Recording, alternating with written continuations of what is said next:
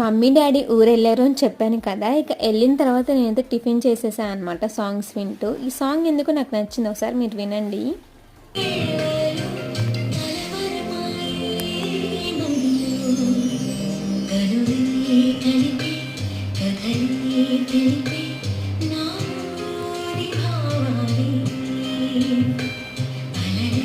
విన్నారా? ఎలా ఉందో నాకు కామెంట్ చేయండి. తర్వాత వచ్చేసి నా ఫ్రెండ్ కాల్ చేస్తే ఇక దాంతో మాట్లాడాను. మాట్లాడిన తర్వాత తినేసాను అనమాట.